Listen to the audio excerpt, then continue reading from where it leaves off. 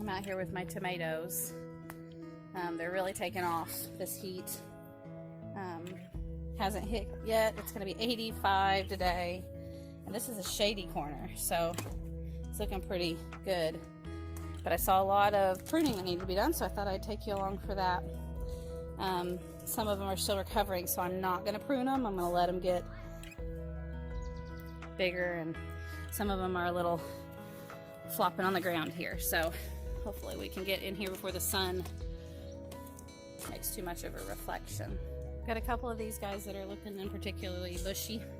I had to kind of prop him up. He's got a few runners. We're going to talk about runners too, because that's been a question.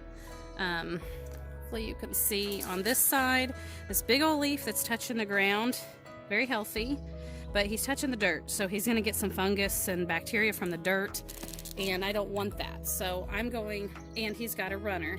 A runner is, you're going to see that leaf, the big old leaf, and he's going to start basically a limb to grow tomatoes. But it's too close to the ground, so you don't want them too close to the ground. You don't want basically I think of how high the water's going to splash back when it rains. So I'm going to just, if you have scissors, you can do scissors. Oh, we're having problems here. Or I just take my nails and pinch him off. I don't want him that close. You can see where that runner was going to shoot a big old limb. Plus you're going to have to support every runner with something because it's going to be holding fruit. And he's got another one over here. It's just too low to the ground. When I snap these off, it'll be okay because it will stimulate him to grow up and off the ground. The rain, generally when it rains, it's like a foot and a half that splashback will occur on the ground.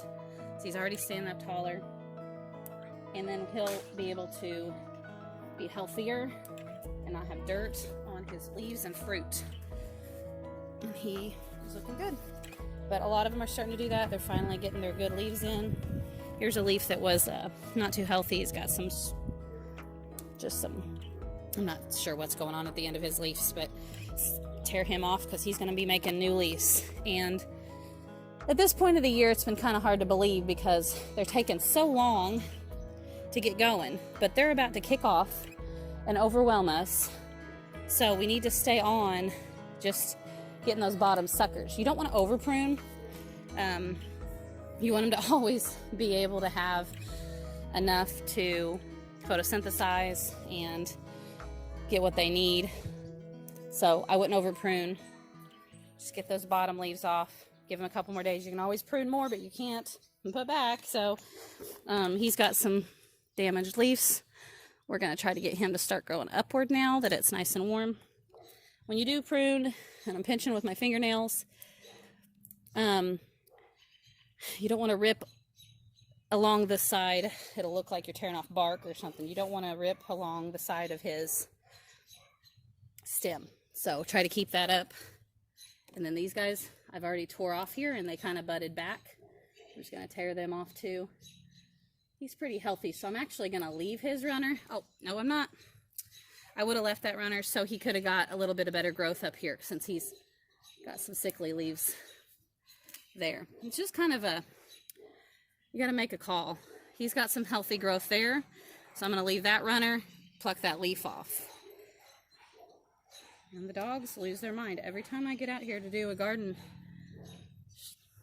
video, I hear them going off. We also had aphids really bad. That's kind of what brought me out here consistently last few days. And there's another guy. He's kind of slumped over. I need to just get some. I have like a twisty tie thing I got. You just tear some off and add to it. He just needs a little twisty tie. And once we get this clipped off, he will shoot up. I'll hopefully get out here. I wanted to do every week, but that hasn't worked. And we've been home, so I don't know how this is going to work. What I was saying about the aphids, we had aphids pretty bad.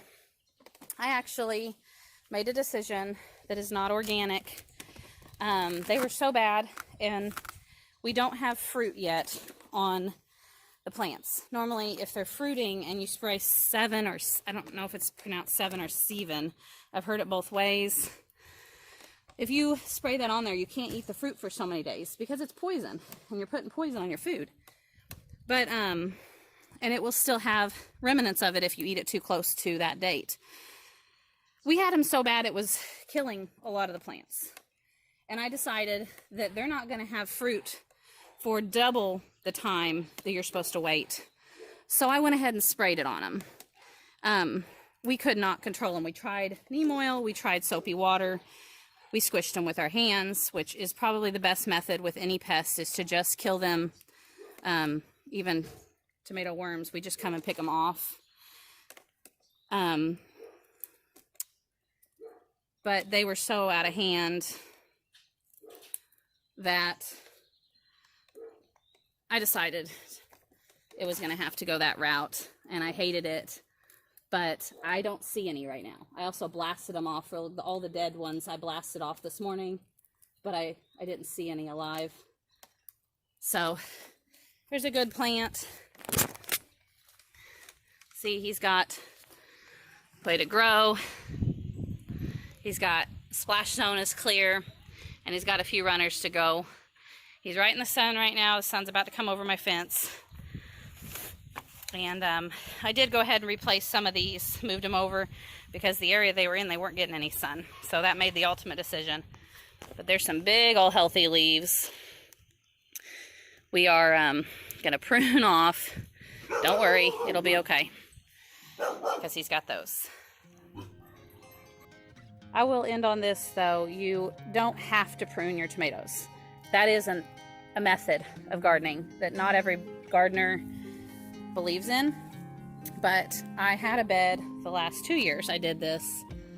We did not prune. We had a lot of blight. We had pests and bugs we couldn't control, and those actually had to be pulled before the tomatoes I was pruning. They had the same amount of sun. They were just one bed apart. They were on the other end of the garden, and so I've seen it in my garden. I've seen the difference, and I think that the pruning, light pruning, is the way to go. We've never done the stakes, so we've always done the cages, so that might help too this year. Hopefully that helps you, gives you an option, and I think it's healthy for the plants, so I would highly suggest it. Thanks for watching.